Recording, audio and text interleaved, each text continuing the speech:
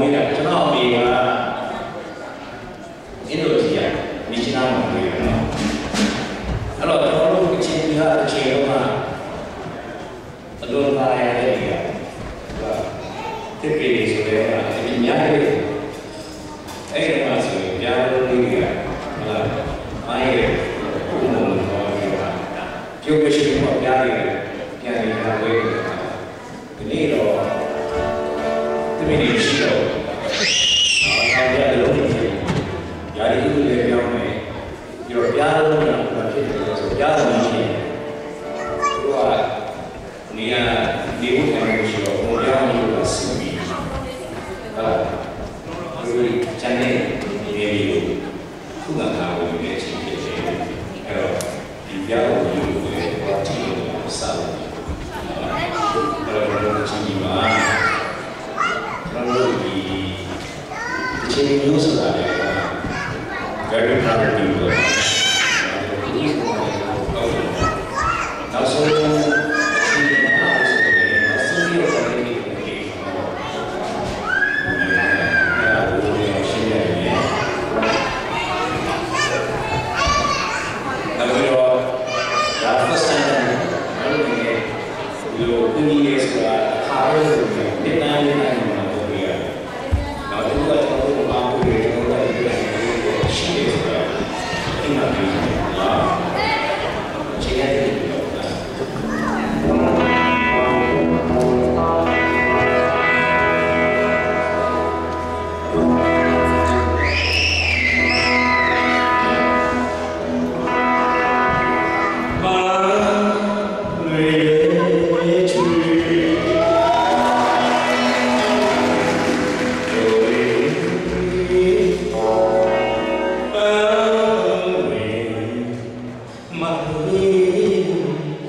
Yeah.